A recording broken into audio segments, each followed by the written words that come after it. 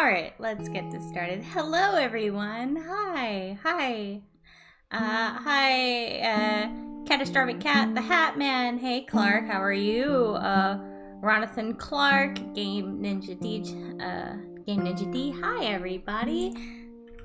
Okay, so I'm not gonna line this, and I'm not gonna be flat coloring it. I'm just gonna be shading, and it was a piece I was working on anyway, and thought it'd be fun to just kind of chat with people while I work on it. This is for a game I play with some friends every Sunday. The same character I talked about in my last very incoherent live stream. We are about to enter a masquerade, and the entire town has like a very Mediterranean feel to it, so I had some fun kind of throwing together an outfit. This was mostly Pinterest. I found that I really love drawing braids lately, like really intricately braided hair, and this is one of my favorite hair textures to draw, so this is going to be fun. Alright, sorry, reading the chat. Hello, everybody. Alright, so I don't really know what I'm going to talk about here. Well, no, actually, the first thing I should say before doing anything is thank you, everybody who has supported the GoFundMe I started. I put a community tab about it, and I've talked about it on Twitter. I was told I had to get all 4 wisdom teeth removed. I have not gotten the procedure done yet. I'm also in the middle of a move where I am moving states. So my procedure is going to be when I have settled, when I've moved. But this was a surgery I had no idea how I was going to afford. And right now, I am with how generous you guys have been and all of the support I've received after I put out my call for help. I can now comfortably put down like at a little over half of what I need for the entire surgery and be totally okay paying off the rest over time. So thank you so much for all of the help. It really does mean a lot to me. The internet amazes me, it really does. And I will, of course, when that procedure is done, I will post the receipt and, go through all the motions, but I just wanted to take a minute and say thank you for everybody who helped with that, because when the doctor told me how much it was going to be, when the doctor told me how what I needed and told me the cost factor, I had a mild panic attack in the dentist because I had no idea how I was going to pay that off. Bastards Bayard. Bayard? I'm so sorry, I just butchered your name big time. The answer is probably yes. I made a joke to my sister that if this went well, I would post the video when I come out of anesthesia, and the answer is yes, probably. At least the loopy moments before I crash for a day. I will put an update out when I get the actual surgery, and that'll be like my, hey guys, I'm not going to be posting for a little while because I'm going to be dealing with this recovery process. And that will probably also include streams. But the answer is yes, probably, because I know I'm not going to be able to get out of getting this. I'm not going to be able to get out of a video being taken of me anyway, because my younger sister I know is going to get me back for the fact that she had one filmed of her when she got her wisdom teeth taken out. So if anything, it's going to make it onto the internet regardless, so I might as well be the person to release it. So again, thank you everybody who has who contributed or shared, just shared the tweet that I put out. That was easily I think the most shared tweet I've ever had, the most retweeted tweet ever, and it really warmed my heart to see so many people willing to help, especially so many people who just know how terrible the American healthcare system is and how expensive it is when you don't have the right insurance. Yes, I know I've been saying universal healthcare for years, but, you know, whatever. Can't really do much about it now. I'm hoping it'll come through in the future, but the future is not now, and my teeth can't wait for that. So thank you again, everybody who helped contribute to that, shared the post, donated. It really means a lot to me.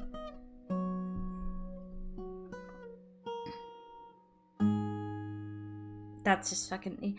Yeah, like... Reasonably epic. That's absolutely ridiculous that, like, $18,000 for a stay in the hospital because of COVID. That's absolutely insane.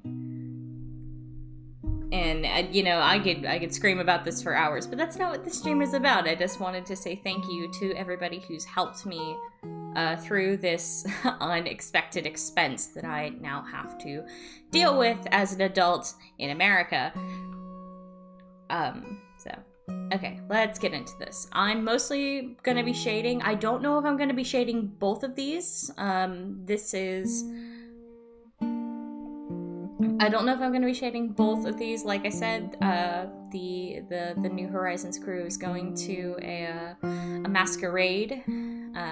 We are currently in the midst of a whodunit, kind of. The Regello of the city of Falsi, where we are now, has been kidnapped, and we're trying to get a favor from the Regello, or some help from the Regello, and basically we were put on the task of finding him, and then we got invited to a fancy party by the council. So, the party is a masquerade. Thankfully, we have like at least 2 people who are nobles and have a decent idea of how to act in high society. The unfortunate thing is both those characters are also the high charisma characters that, and the other 3, well, one of them I'm pretty sure has just straight up negative charisma. I don't know if the other 2 do. I should probably check that. It's gonna be an event. It's gonna be fun. I love these kind of things. If you guys remember back on Roll for Damage, when I was in the Ruffians campaign, I'm not sure how many people do remember that, because that was my first time on with them. We had a masquerade, and it was really fun, and I was playing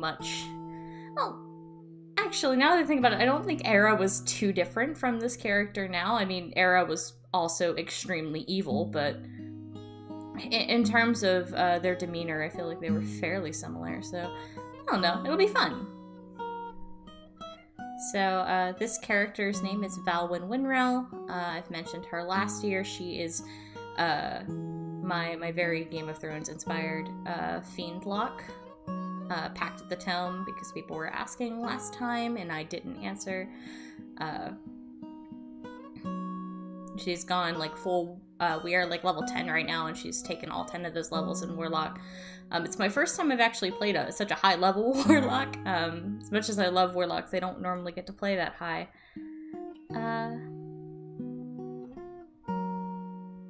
Let's see.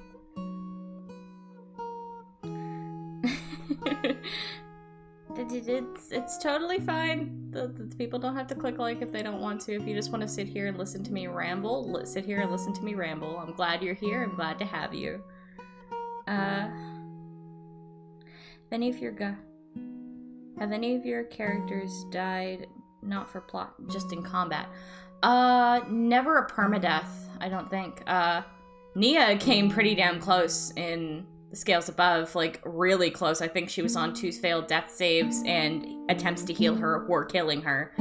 So, I think that's probably the closest I've came to in combat. Let's see. Oh, actually, yes. Arrow, my Shepherd's Druid for my Tomb of Annihilation game did technically die. She was brought back and now has the Death Curse, but she did die, technically. And I'd say that counts as in combat, considering it was during a surprise round with an assassinate. So, I would count that. So yeah, Arrow died. Assassinate with, and the way we rule crits is that crits, the first dice does max damage. And, I believe it also maxed the poison damage I took. And I'm a druid and don't have super high con, so that was just that hurt a lot.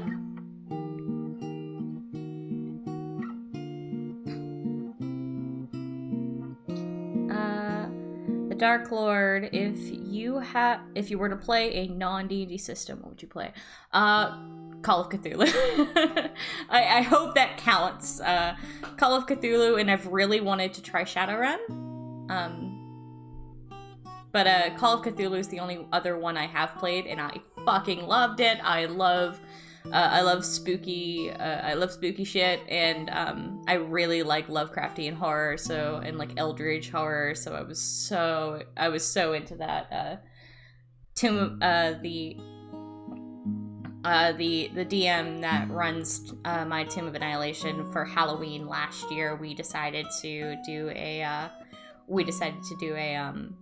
Call of Cthulhu one-shot, and it was great. I think I drew up who I played. I was playing this, like, super creepy witch lady, and she was really fucking fun. I almost died during it. I don't know where I put her picture. I think I posted it up on Twitter, if you want to find it. She was really fun to play. Almost died. I also started off with the lowest sanity, which was really great. Like, a fucking jar of tomato sauce fell off of a shelf just randomly, and I looked at it and thought it was blood and had a complete freak out. It was great. Let's see. Oh yeah, no, the crits are the crits are brutal when they're against you, but they're so great when you get them. I don't know, I like things that make the game way more challenging, so having like extra consequences to those crits, I love it. It's also why I love the crit table that we use in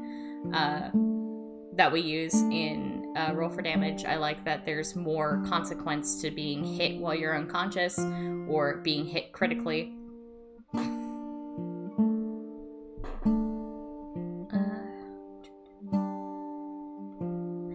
I think now if I want to like actually get into my first legit character death, which wasn't like, it honestly wasn't even associated with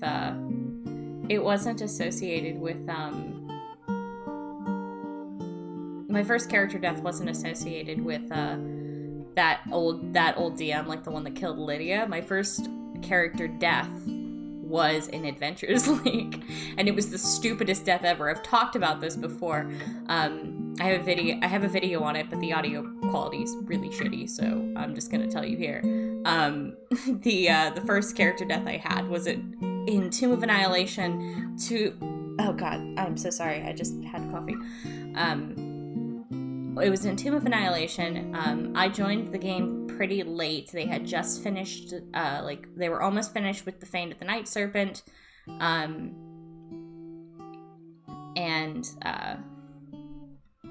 We were, like, moving into the actual tomb, and it was in the courtyard. Anybody who's seen Puffin Forest things about video about the obelisk knows exactly what's in that courtyard. It's an Alphashne. Sorry, spoilers, but there's an Alphashne in it. Really fucked up demon, and I'm pretty sure the people I was playing with knew it was in it, and they tried to knock it over, and I didn't even get to fight the Alphashne. I got squished by the actual obelisk.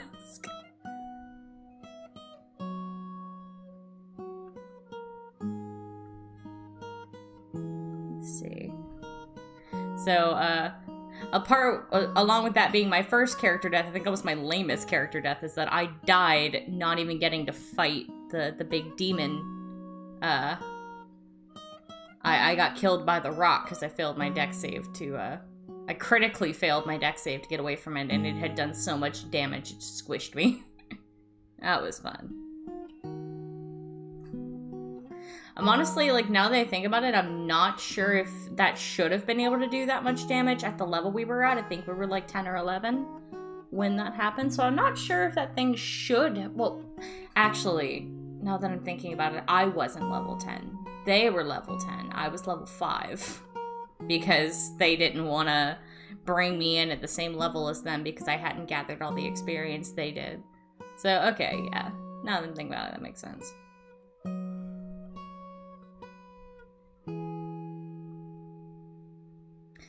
Yeah, Jesus, it's been so long since I was in Adventures League. I can't believe I remember half the shit I remember there. Yeah, a rock fell and I died. Then the party got all but massacred by the Nalfishne until its time had elapsed and then it was gone. We never really finished the tomb. Sadly, I think we got down to the 5th floor and then we just stopped and we started playing the Lost Mines of Fendelver for a while. And that's, I believe, when the Why I Left Adventures League story took place with the creepy dude that kept hitting on me during the game.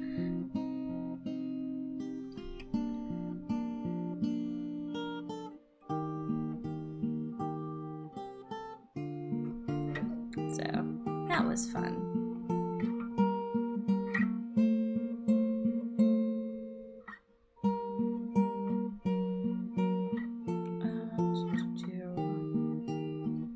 Trying to figure out how I want to go about this. I love drawing this texture of hair, but it's it's a pain in the butt to shade because it's trying to figure out where the light's coming from.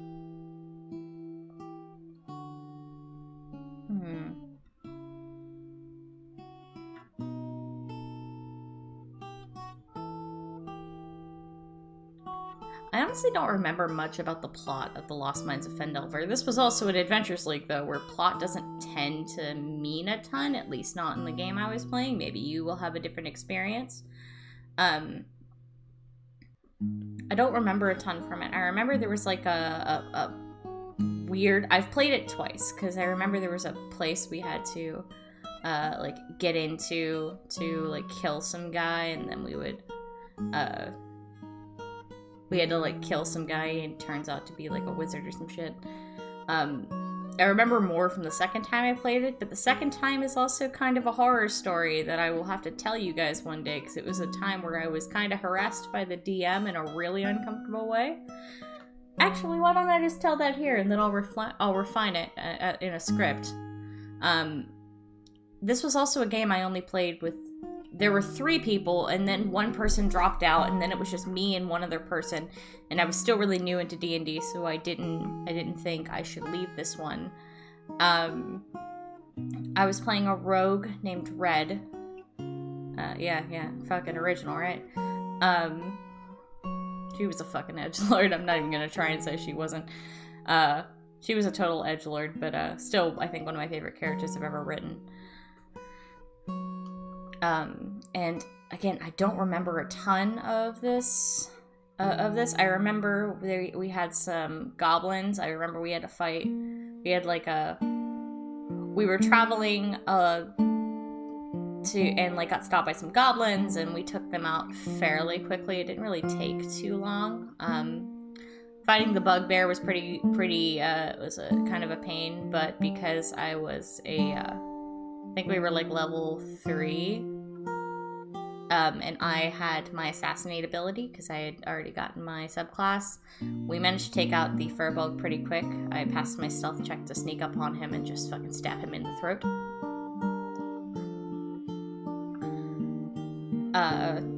I remember we got some loot. I believe we also found some people. And then we headed on to this town, and like my character was like I had gone with like the classic rogue trope that I was hiding from my she had red hair, that's why her name was Red, or that's why she called herself Red, I should say. Her real name was Zia, but you know.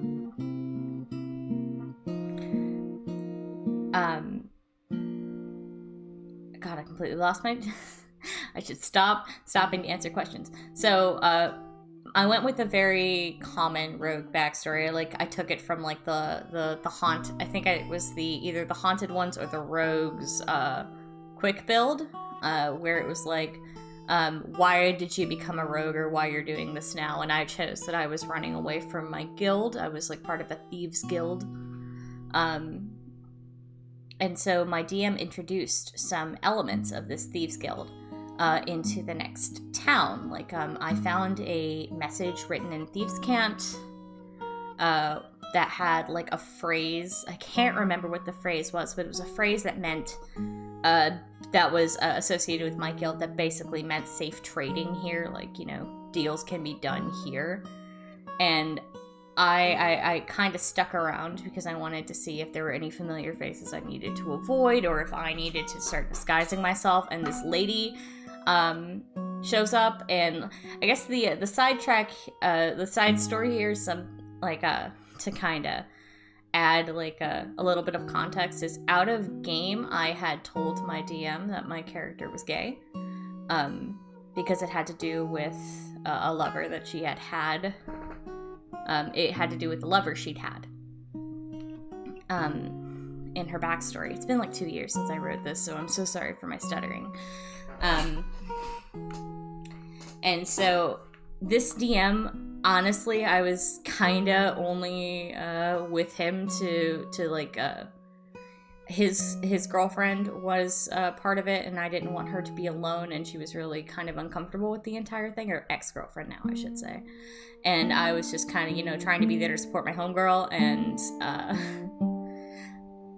kind of got really gross because I don't know if he was one of those types of kind of neckbeardy guys who, you know, hears gay, like, here's a girl that's gay and immediately kind of starts drooling. He was one of those, you know? And, he basically tried to force an NPC on my character in, like, a romantic sense. And it was the same NPC that was a part of my guild.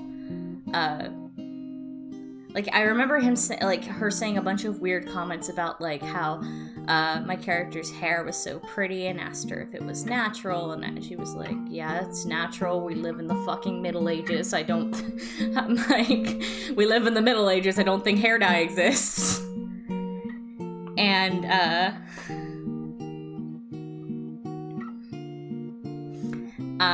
it just got really, really uncomfortable really quickly, and when this was, like, also for context, this was right after this same lady had cornered my character, being like, yeah, now I know who you are, and I know who's looking for you, and if you don't do what I say, I'm gonna tell them where you are, and I'm gonna make sure they catch you. And so after I had done what she wanted, she, like, immediately starts flirting with her, and is like, you know, oh, we ladies should stick together, you know, and your hair is so pretty, and, you know, I missed having a beautiful young woman around, and it was just really gross. It got really, really kind of fucked really quick. I should just make this an entire video. Yeah, no. This was also before I really developed much of a backbone when it came to, like, don't fucking do that shit to me in D&D. It was, like, right coming out of the Adventures League stuff. I still didn't have a backbone. I didn't know what the fuck to do. I was, like, 19, with no confidence to speak of. And I was like, okay, I stab her. Apparently that's my way out of uncomfortable situations as a rogue, is I just stab shit, because it's the second rogue I've had that just straight up murdered someone that was trying to get gross on them.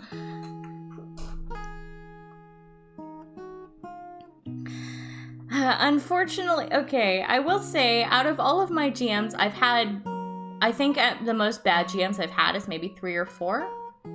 It's just I stuck with them. I was an idiot and decided, no, it'll get better. And I stayed with them for as long as I did. And that was my issue. Like, all of my stories, right? All of, like, the one about the Tarask, and the one about Lydia, and the one about my warlock, those were all from one single DM that just did a really shitty job at DMing.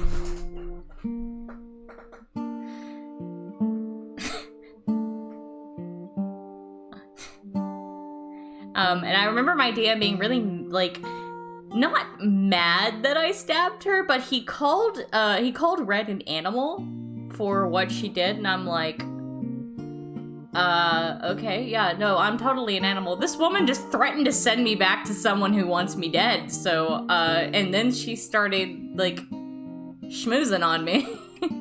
I think I have a right to be like, no. Can we not? I remember, like, a few things. Like, I remember him building out her sheet and, like, making her a few levels. It made sense that she'd be a full few levels higher, but he wasn't prepared, I guess, for me to fight her. I still killed her. She was still very dead, and then we had to cut down because I left a dead body. I don't think we had another session after that session, actually, because it was just me and one other person who, like, barely spoke. But it was just, yeah, it was really gross. I should just make this, like, a full video. Because, like, I don't know. I feel like character romance can be a really cool thing when it's done correctly. It's just, I haven't had too many DMs that did it correctly. Strangely enough is that actually Lydia's DM, I think, handled character romance pretty okay. At least some of it. Because Lydia had a romantic interest. It was actually, technically it was another party member, but Lydia ended up, at the end of our entire story, with Lydia got resurrected by the party, and she ended up hooking up with the wizard Katrine, and they went back to Lydia's home.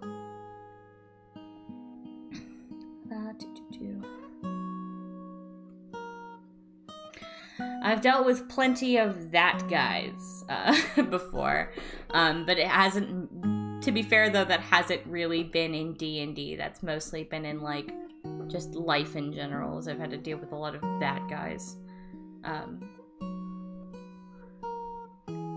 Alright. I will be right back, guys. I'm just going to use the restroom and refill my coffee.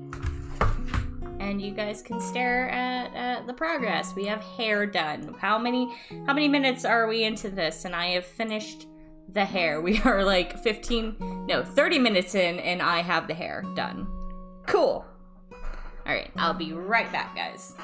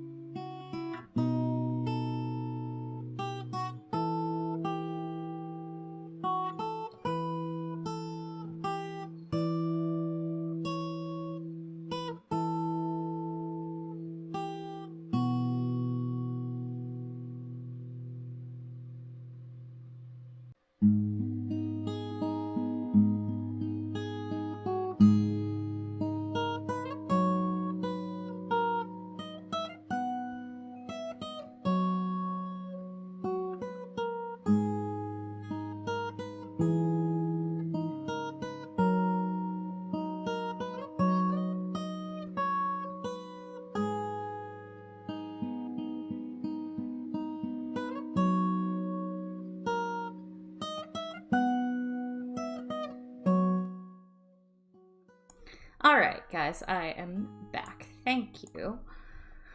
Alright. Why am I getting notifications?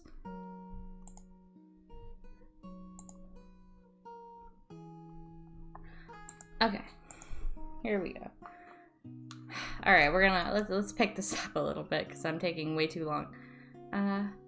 Skin. We're gonna work on skin.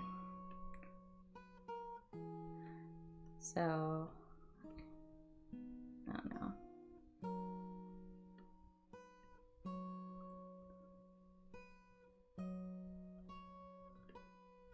Okay. Sorry, I accidentally merged a layer down. Sword and shield, the one true weapon pairing. Okay, so I see where you came from. Okay, hello. Alright, I might go ahead and start coloring skin lines. That sounds terrible. Coloring my line art where her arms or her skin is showing, I guess. I can't say this in any, like, undisturbing, like, a way that's not disturbing. English, Jesus Christ. I don't know if what I speak is English anymore. I'm sorry you guys showed up to this, man. You guys probably had so much better shit to do with your day than listen to some American dumbass who can't even speak her own language. But thank you for coming. Okay.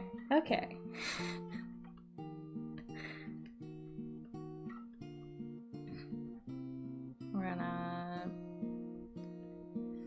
I was debating if I wanted to do this soft, but I think because I basically did the hair the same way I always do, I have to just go like this. So I had a little bit of fun doing this. That's way too much. I had some fun doing this because I got to incorporate some of Valwyn's, her, I don't know if I'd say secrets, but some things that are important to her. I mentioned on my interview over at Roll for Damage, if you haven't seen that, I highly recommend checking it out. And I am pretty sure the link is still in my community tab somewhere. I was writing a character that's house symbol was dandelions. A noble woman whose house symbol was dandelions, and that is Valwyn, because dandelions to me are an extremely resilient plant. They move concrete to grow. I think the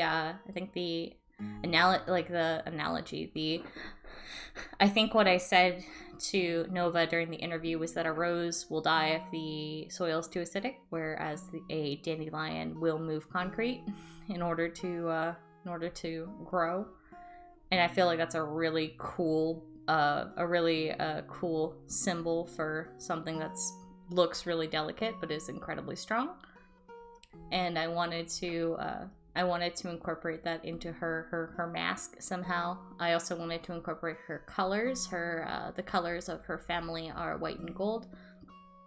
So I wanted to find a way to incorporate that as well in her mask. I also almost made her dress white, but I felt like it was just... Falsey is an incredibly colorful city, and I thought it would look weird. And I just thought it was a little too on the nose. I feel like she'd be in a bit of danger if she showed that much of who she was. I'm kind of seeing the white and gold mask as like a little like a reminder to herself of who she is, kinda.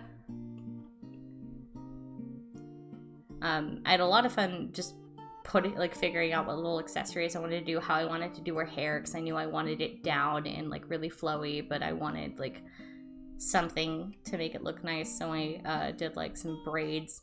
Looks a lot better on this one than this one. I honestly might go back and redo the line art on this entirely since I'm not shading it, just to get that braid looking a little bit better. I have a bit more of an idea of how to do it now, so I can try it again.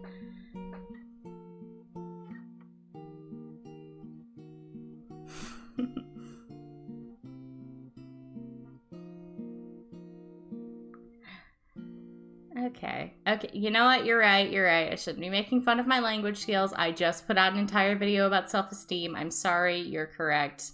I just flubbed my words, as every person does. You are absolutely right.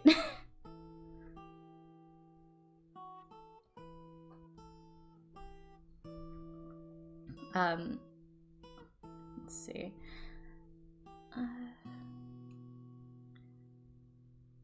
I think this is the only thing that's going to drive me slightly insane, is that silver does not look good when paired with gold, but I can't take this off. So the premise of this campaign is that we're all working for something called the Order of the Silver Star. Basically, we go through ruins, we find magic items, and we put them away. In like the Silver Order vaults. At least that's what I understand of it for now. I'm pretty new into this game, all things considered. I like just became a member of the Order of the Silver Star, and I'm already failing at it miserably, but it's fine. It's gonna be great.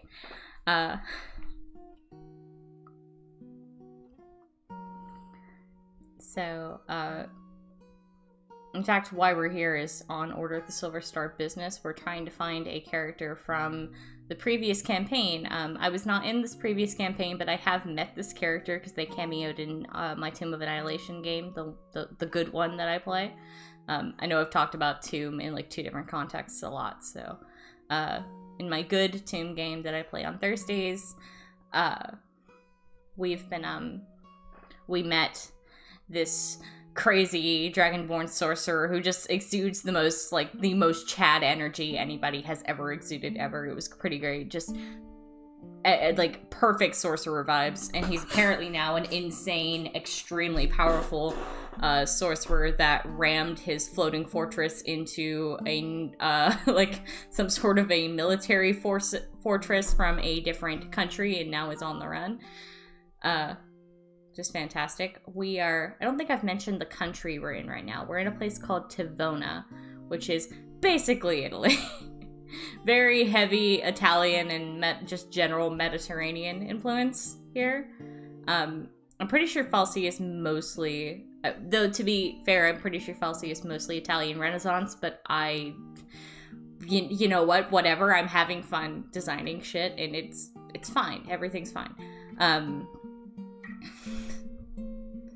So basically, this sorcerer that attacked a ship of basically fantasy Germany, which is called Heiligard,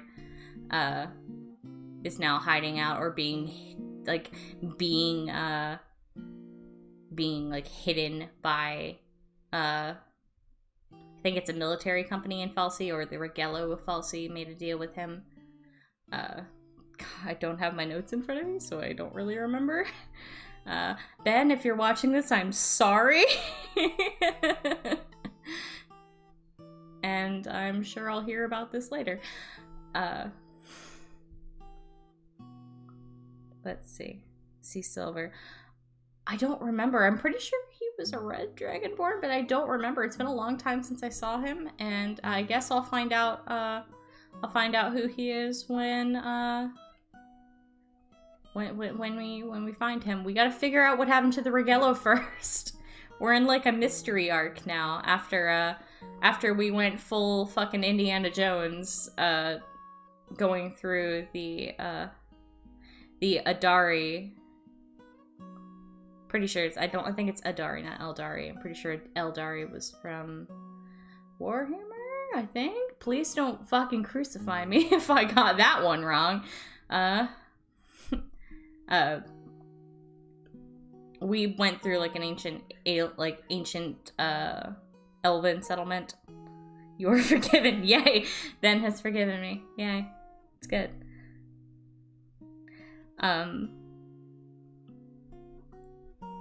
God, my fucking brain. We just went through trying to get a magic item called the Tempesta Arcanium from this one place. And now we're getting a little mystery. It's gonna be fun. I am drawing my Fiend Lock, Valwyn, from this game. The game I'm currently talking about, where we like went full Indiana Jones, and now we're just having a Whodunit, a mystery arc. Which I've already had like several guesses of what we're dealing with.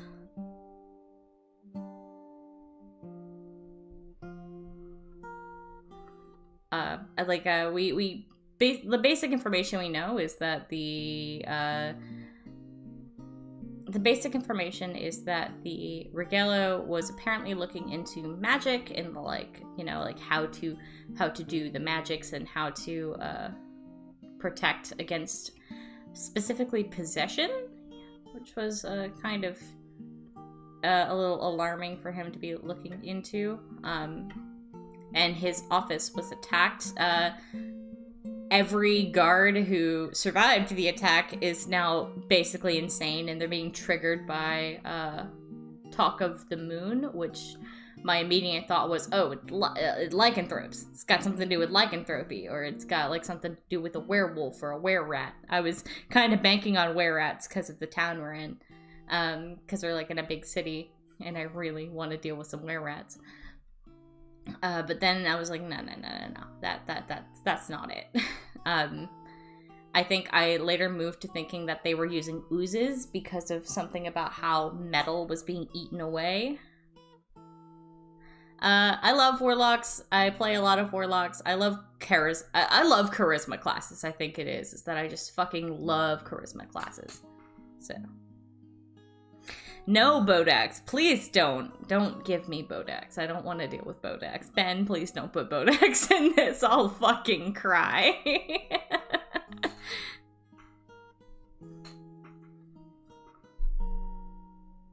So, basically we've been able to, like, link that there have been some similar attacks. Like, what was left of the guard that got killed looked like it had been eaten by a fucking wild animal. We don't know what happened. There were, like, 2 other bodies we were able to look at. Or our blood hunter was able to look at. Me and our skink artificer, Nakai, and our blade singer, Altharian, all went to... or elven blade singer, Altharian, all went to the library, basically the library, and... to try and see what books the Righello had checked out and see if there were copies. Nakai and Altharian went back to search the Righello's place for those books while I was looking through the copies we found to see if anything stuck out. When we all reconvened, Nakai got, like, attacked by a creepy wind demon thing that's connected to his backstory, and it's weird, and it was horrifying because it, like, cast a silence spell like, to keep us from knowing what was going on. And then Nakai had like a horn that, like, a horn of silent alarm or some shit, like something like that. And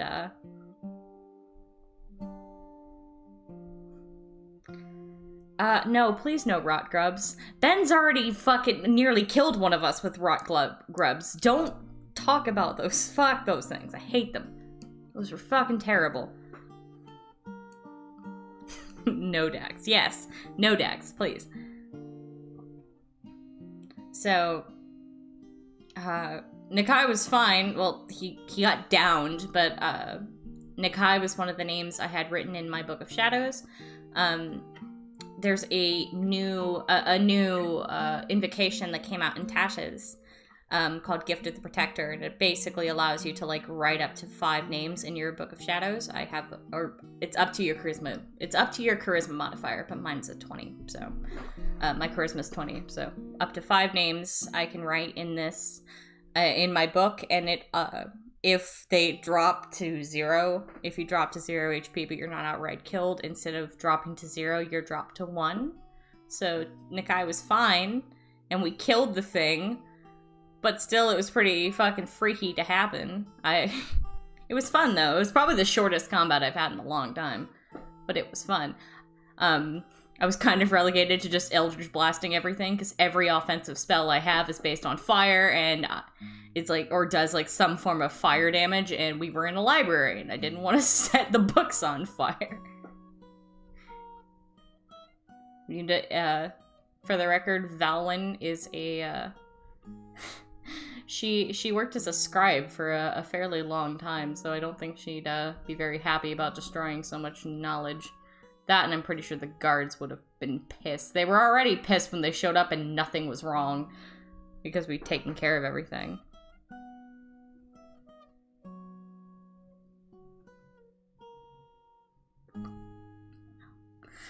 Oh, and we had some really fun calculation the other day.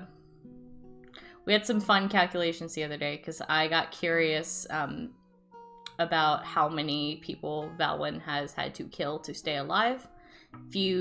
I don't know if I mentioned this last time, but basically she's under a contract by Levistus, and the terms of this contract are that she has to give like a certain quota of souls every month, and she has like a pocket watch that she uses to collect these souls. I think before it was like 1 or 2 a month. My quota's gone up to now 3 because my quota's gone up to 3 because I missed a payment, which I'll get into in a minute. But I wanted to know how many people I had killed, and I've been around for like 2 centuries at this point. There was an event in this world called the Cataclysm, and the Cataclysm was kind of the destruction of Valwyn's entire country. And she's been alive and, you know, suffering ever since. So I mathed it out, and it was like 2 souls every month, so 24 every year for 264 years, and the total came out to like 6,000 and something, and we all, like, me and Ben were just like, what the fuck? Apparently I had like the highest body count, comparative. I don't think anybody in the party has killed more than that they are with, which is kind of terrifying. That's gonna be really fun. I didn't even think about that until I kind of got curious. And now that's gonna be even higher because of the fact I missed one of my payments. The way the party met me is they met me in the very classic, you know, they found me in a prison cell. They were in like a Lamia's lair. Her pact with Levistus is to be alive as long as she keeps, her pact with Levistus is that as long as she keeps supplying these souls, her life keeps going. She's basically paused at 26. Like, she doesn't really age, and I flavored a few things about it, like, I flavored a few of her invocations to also be a part of it. This like, augmentation, like, she has aspect of the moon, which means you do not need to sleep, and I've also kind of made that a part of, I've kind of made that a part of, this effect, which has been relatively fun. Hold on, I just need to put some shines down here. I think this might be my favorite way I've done Valwyn's eyes. This entire... Okay, we're gonna get to her dress. Let's see.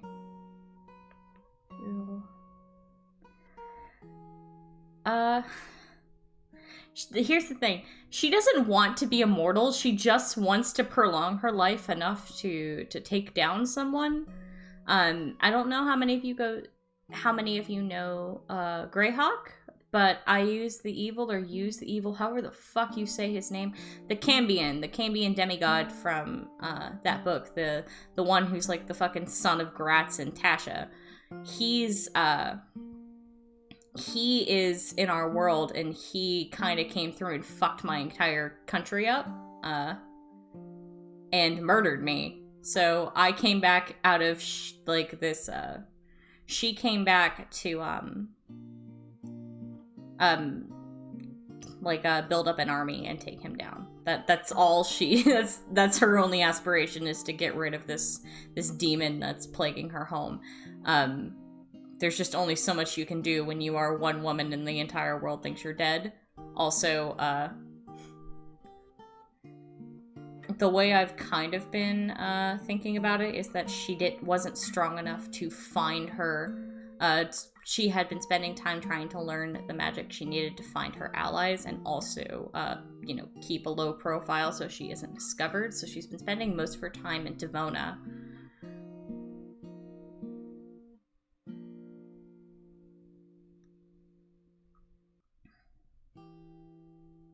So,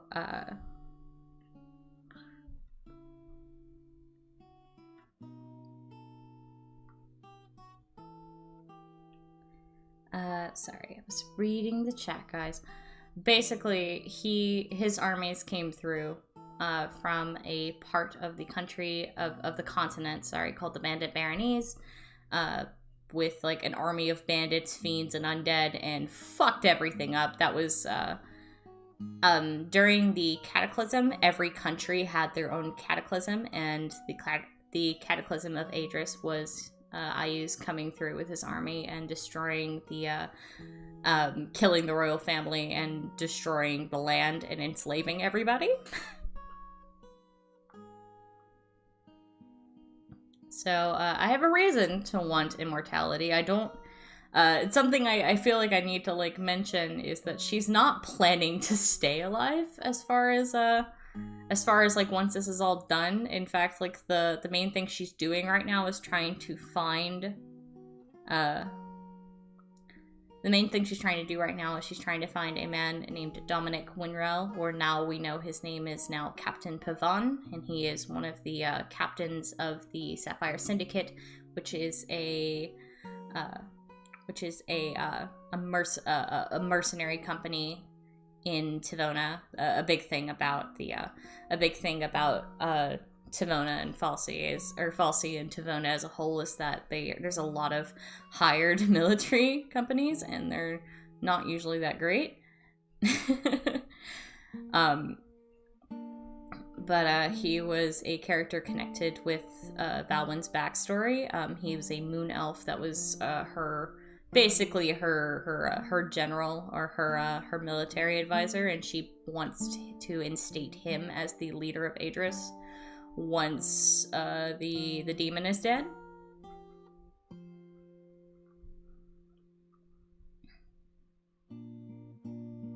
Carson, thank you.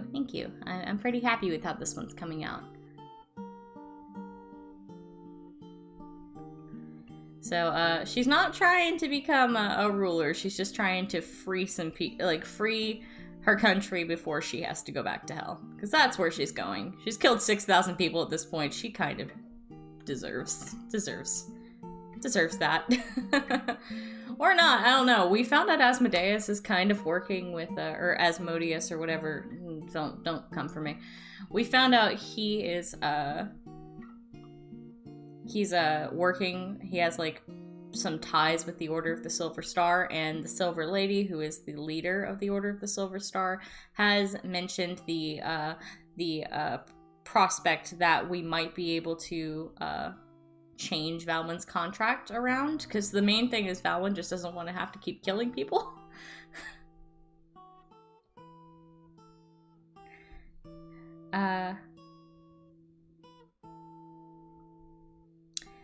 Well, okay. Funny thing is, my last 3 souls, I had help from one of the party members to get. Valwyn was pretty straightforward with them, being like, hey, listen, this is what I've been doing, and this is what I have to do to stay alive. I think the thing that kind of saved her was the fact that she does try to make sure that the people that she's essentially, damning is, they are bad people. They're not like, it's not like she's going after whoever she can find. She's specifically trying to go after bad people who are already damned for the hells, or destined to go there anyway. So most of the people she's killed are technically criminals. Still though, that's a pretty fucking high, it's a pretty high body count for a woman claiming to have once been a queen.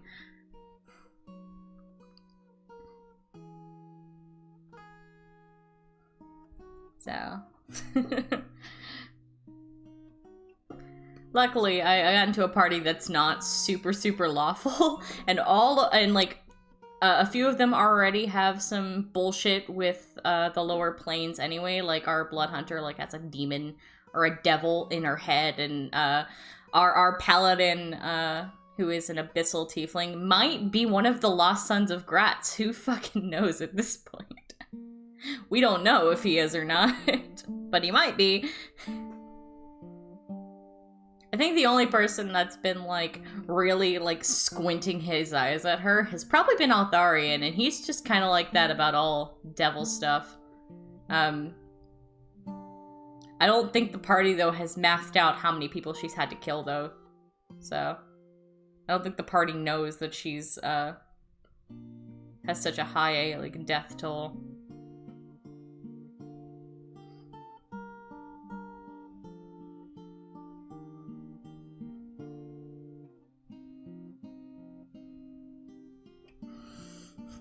So... Oh yeah, no, we actually got to meet Asmodeus at some point. That was pretty fun. The way Ben plays him is fucking hilarious. It's great. I may have also made the unwise decision to ask him what his prices were for information. Since I kind of can't... I've got nothing else to lose, man.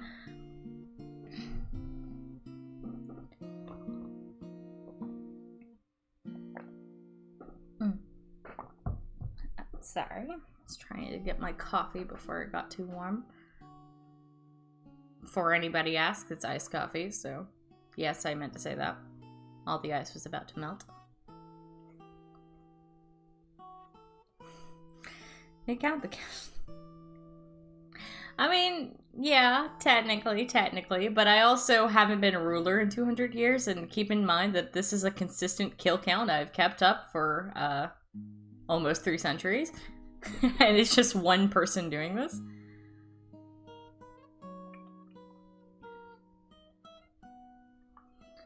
So, like I said, she's not aiming to become a ruler again. At least that's not on her immediate agenda. It's trying to find someone that she trusts to take her place. And right now, that is Dominic. He's the only person in her court that she was like super close with, and also was one of the only people who weren't there when she died. I don't know if I mentioned this last stream because that stream was so fucking all over the place. But Valwyn was betrayed by her advisor when she tried to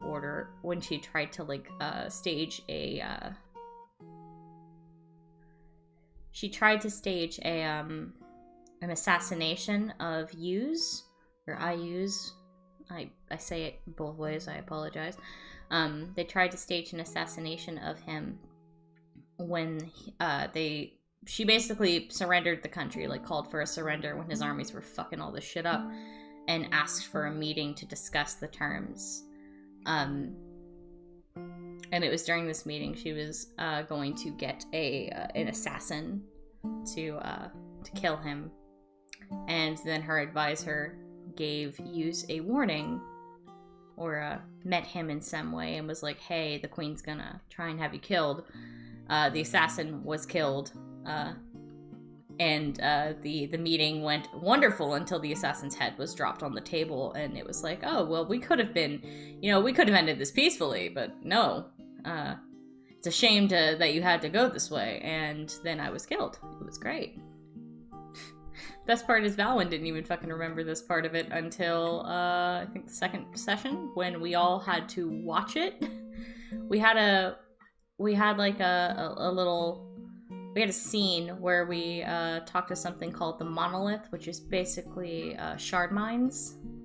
That's a long explanation, but they're basically consciousness. It's a consciousness out in the astral. It's conscious entities out in the astral sea. At least as far as I understand them. If Ben wants to correct me in the chat, go for it.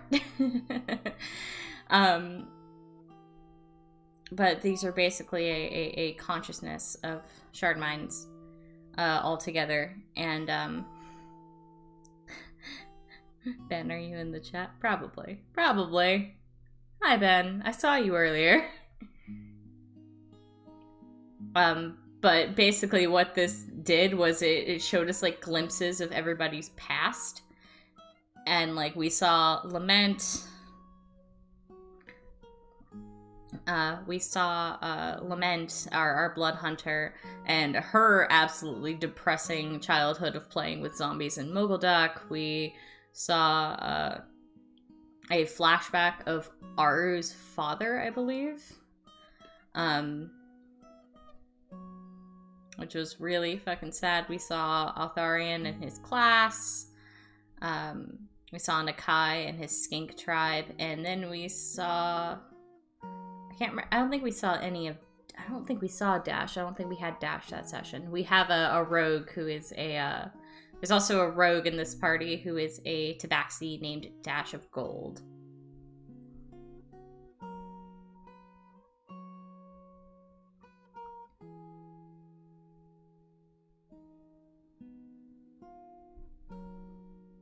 There you go.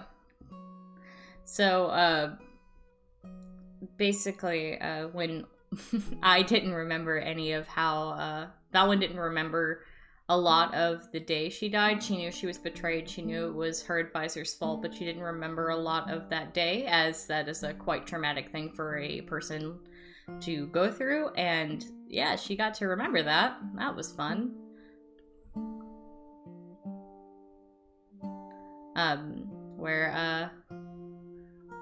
Yeah, it was great. I forgot where I was even going with this. I completely rambled. Yes, what Ben said in the chat, they're from 4th edition.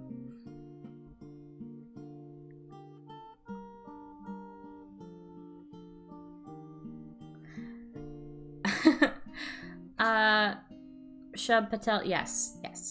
This hair took me way too long, and I hope you'll understand why I didn't want to line it on stream. Because it would just have been like 20 or 30 minutes, like at a time, of me just being super quiet, redoing like a little wave like 6 times. And would not have been that fun to watch.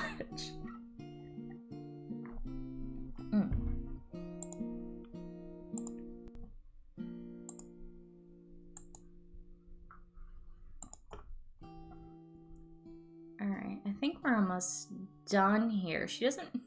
This is like one of the easiest character arts I've done.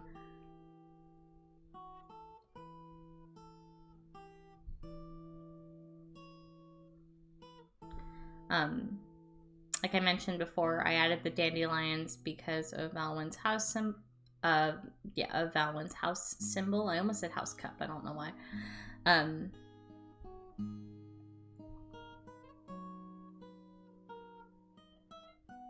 I wanted to like I went like back and forth on like 6 different masks, because originally I started off and I thought I would like do a lacy kind of filigree patterned one because I thought it would look really classy, and then I'm like, oh, what if I did something more fire based? And I entertained like doing one that looks like a phoenix, just, you know, because Tavona is about that I feel like that would go over very well with a Tavonan party, since, you know, the fashion here is pretty flashy and extravagant, and very colorful. But I'm glad I went with this.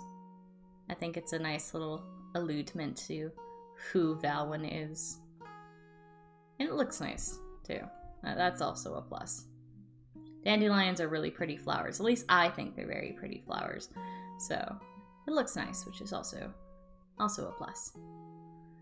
But if this is the last thing I have to do for this, this might be the end of my stream for the day. I just kind of wanted to sit and chat while I worked on this and get the algorithm to like me a little bit while I wait for my next video to be finished. Did I have any?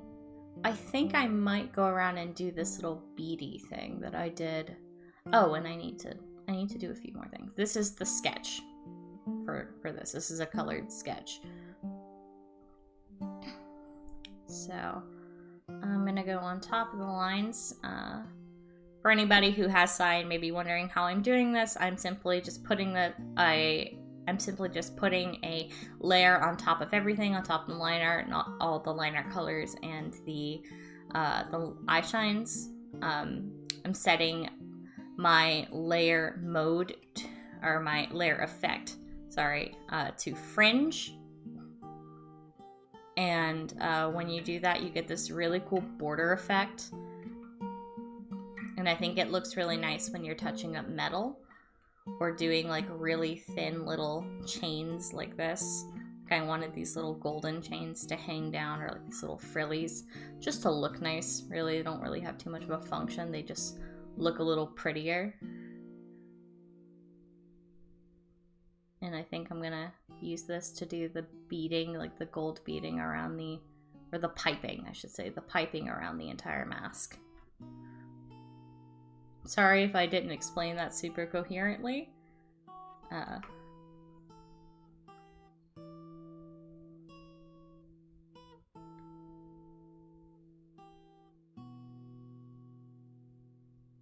Okay. I love doing these little touch-ups. I think it really brings everything together. And learning this specific layer mode saved my, like, saved a lot of time for me for a lot of detail. Because I love tiny things like this, but I hate lining them because I end up losing how... I'm very heavy-handed with lining, so I end up losing a lot of the delicacy that I... like, the delicate detail that I want in it. So I just had to find another way. Like, over here, I used this brush entirely to, like, map out the belt and the arm cuff. And her bracelet. Did I add a star on her bracelet? I did. Okay, good. I think I'm about done. Can add one more of these, maybe. I thought about putting, like, some extra little, like, I don't know, like, golden bits in her hair, but I think this will do for now. Alright. Oh, sorry, I'm stretching out. Alright, I think this is where I'm gonna call it. I'll probably be streaming again later this week. I don't know. I'm also in the middle of a move, as I have I've mentioned before. I just don't know when that move is. We're waiting to be approved on the house right now. So, you know. I'll try to stream again later this week, and I'm hopefully before I've, like, left this house, I'll have another video going up. Which honestly, now that I'm thinking about it, I honestly might push that video back and expedite out the story I just told about the Lost Mines of Fendelver, because I honestly forgot that one even existed because I was in that game for such a short time, up until I started, like, going into my early D&D experience. So might expect that in the next, I don't know, week or two. So, thank you everybody who showed up. It was really nice just to have, like, be able to ramble and see you guys talking and interact with you guys while I worked on this. Like I said, I'll try to be back later in the week. If not, expect another story in the next couple weeks. And again, thank you for all the support on the GoFundMe. It really, really does mean a lot, and I will let you guys know when I'm actually getting the surgery. And if a video is taken when I'm coming out of anesthesia sounding like an idiot, I promise you guys will see it. Alright, well, you guys have a lovely one. Be safe, and I'll talk to you guys later. Bye!